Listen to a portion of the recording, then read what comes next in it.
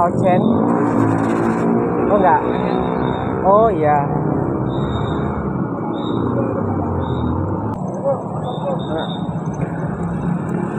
Nah, Klausen sakit ah. Klausen. Apa? Terbuni Bu. Dapten ngaji Sarina. Sarina. Kamu tiko Pak. Sepen nggih. Kelas sudah pakai Mas? Nggih.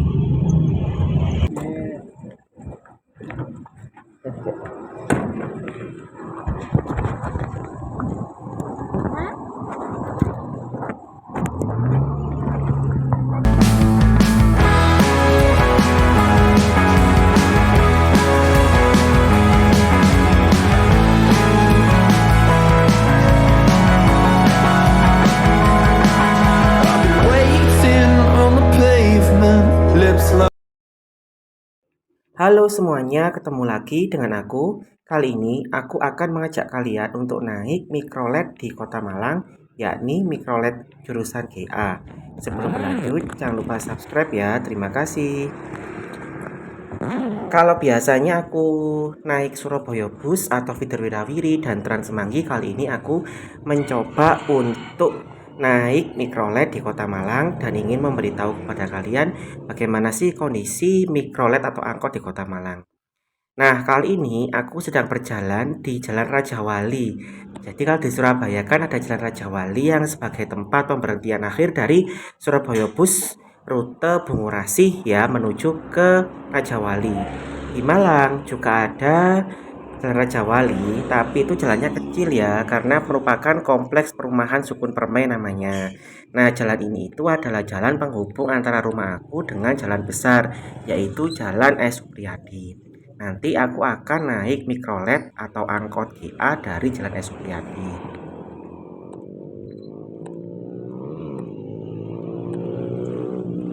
Angkot GA itu adalah angkot utama di Kota Malang. Selain angkot AG, kemudian angkot ADL, angkot GL, angkot LG, dan angkot AL ya. Jadi yang menghubungkan 3 terminal yakni Arjosari, Gadang, dan Hamid Rusdi. Arjosari, maaf, Gadang atau Hamid Rusdi, dan Landung Sari. Nah, ini angkot angkot GA yang ini itu dulu kalau pas aku sekolah itu kadang naik angkot ini jika tidak naik angkot MM ya. Karena bisa juga dari sini itu ke rumah aku. Jarak jalan kakinya itu cukup jauh ya, sekitar 1 km dari rumah. Kalau angkot MM lebih dekat sekitar 800 meteran. Nah, dari beberapa hasil pengamatan aku ya, rata-rata angkot GA itu ya cukup sepi, terutama yang dari arah Arjosari. Kalau dari arah selatan, dari arah mana itu Hamid Rusdi, dari arah Kajuk atau Gadang itu masih rame. Biasanya orang-orang itu dari arah selatan mau ke arah tengah kota, ke arah Klojen, ke arah mana itu stasiun, kemudian ke arah alun-alun dan sebagainya. Sejak pemberlakuan jalur satu arah di sekitar Jalan Kayu Tangan itu aku belum pernah sama sekali naik angkot ya. Jadi untuk rutenya mungkin aku lupa ya, karena memang beda sekali dengan saat belum uji coba jalan satu arah di Kayu Tangan. Selain itu ya, dari beberapa pengamatan sekilas itu hampir semua angkot atau bisa dikatakan semua angkot itu menolak uji coba jalur satu arah di Kayu Tangan. Alasannya karena mereka harus memutar lebih jauh lagi ya, dan juga pastinya menghabiskan bensin yang tidak sedikit, dan itu tidak diimbangi dengan jumlah penumpang yang mereka dapatkan. Jadi mereka lebih jauh memutarnya, lebih banyak bensin yang dihabiskan, tetapi jumlah penumpangnya sedikit. Nah, akibatnya ketika aku naik ini ya, itu aku ditolak oleh 2 angkot. Yang pertama alasannya ini kan aku maunya ke Klojen dulu ya, mau ke arah stasiun Kota Baru. Tapi ternyata angkotnya itu sebagian besar dari arah selatan itu hanya sampai di alun-alun Kota Malang atau di Sarinah. Dari situ mereka balik lagi ke arah selatan, jadi nggak sampai ke Arjosari seperti itu.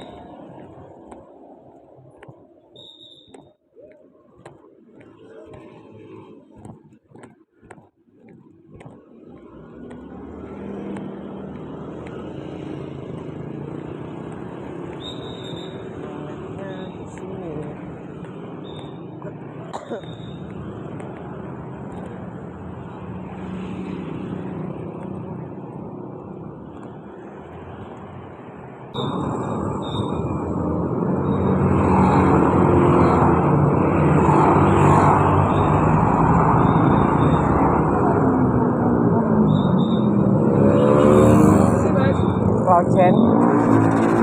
Oh enggak? Oh iya. Nah itu tadi aku ditolak ya sama satu orang sopir, dan ada lagi itu angkot yang juga menolakku karena sudah penuh atau mungkin di charter. Jadi ini adalah kondisi angkot di Kota Malang yang sudah hampir mengalami kepunahan. Jadi satu persatu angkot itu sudah mulai hilang.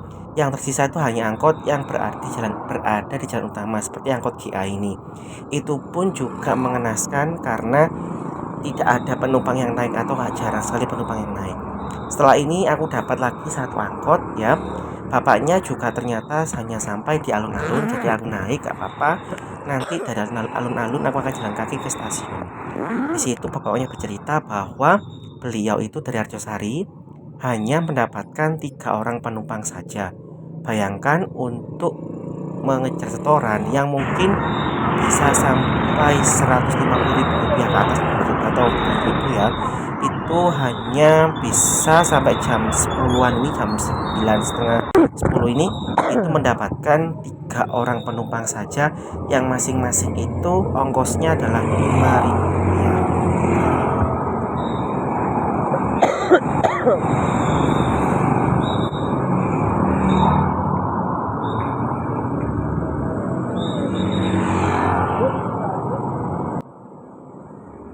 Ini aku kebarengan dengan 2 orang, yaitu ibu dan seorang anak yang mau ke alun-alun. Jadi karena 2 orang ini mau ke alun-alun, maka aku ikut dengan mereka juga ke alun-alun.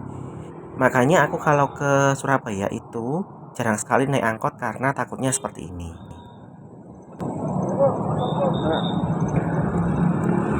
Nah, klojen sakit ah. Klojen. Apa? Terbuni Bu. Mandapkan ngajingi Sarina. Sarina. Sakit Pak nggih. Nah. Oh, lalu bener ampun. Yang ngalung nggih.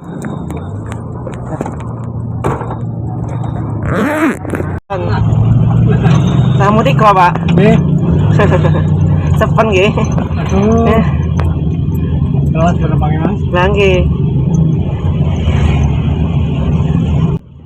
Nah, itu tadi ya percakapan aku dengan bapaknya. Jadi bisa dibayangkan bagaimana susahnya bapak sopir tadi itu harus menutup bea setoran, padahal dari pagi hari, dari pertama dia itu narik hanya mendapatkan 3 orang saja.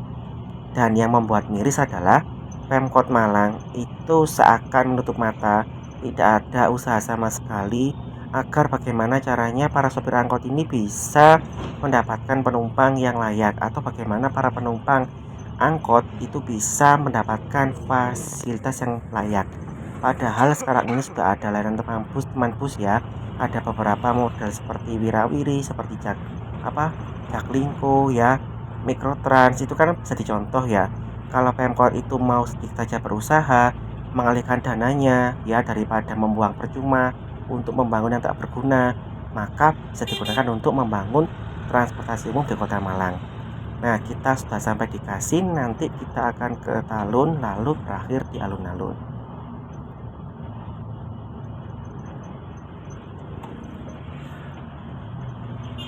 Padahal angkot trayek GA ini merupakan angkot yang melewati jalan utama. Seharusnya kan banyak penumpangnya ya, karena melewati jalan utama, pokoknya dari selatan ke utara ya.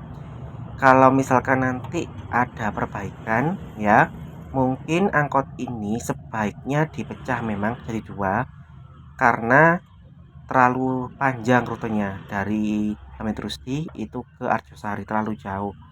Makanya mungkin kalau masih tetap angkot seperti ini ya, kalau ada perbaikan maka dipecah dua, dari selatan itu benar ke stasiun atau ke mana, ke alun-alun. Kemudian yang kedua itu dari stasiun lanjut ke Arjosari, beda lagi rutenya. Jadi ada dua macam rute seperti itu biar nggak terlalu jauh. Kalaupun mungkin kan sebenarnya angkot yang GA ini bisa diganti dengan armada bus karena melewati jalan besar ya, nggak seperti angkot lain yang jalannya kecil, ini jalannya itu besar, jadi masih memungkinkan untuk menggunakan armada bus. Ya semoga saja nanti memang kalau ada pergantian pemimpin di Kota Malang itu bisa memperbaiki angkot-angkot di Kota Malang.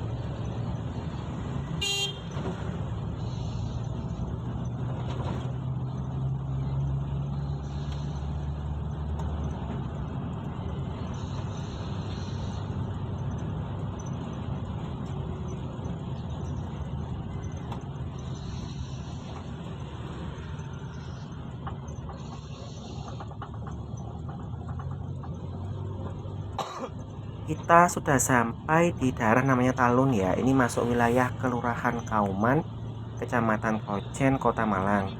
Jadi di sini itu merupakan akses ya menuju ke alun-alun Kota Malang. Di depan itu ada gereja Protestan yang sangat terkenal. Lalu ada Masjid Jamek ya yang di sebelahnya. Nah, karena sudah sampai, ini aku turun ya. Sebenarnya kalau menurut aturan itu aku bisa sampai ke Klojen ya, mau ke stasiun. Tapi karena bapaknya mau balik lagi ke arah selatan, makanya aku turun ya, kemudian jalan kaki ke arah stasiun. Karena nggak ada angkot lagi, tak lihat nggak ada angkot GA lagi. Oke, sekian dulu video dari aku. Semoga bermanfaat. Sampai jumpa pada video berikutnya. Terima kasih.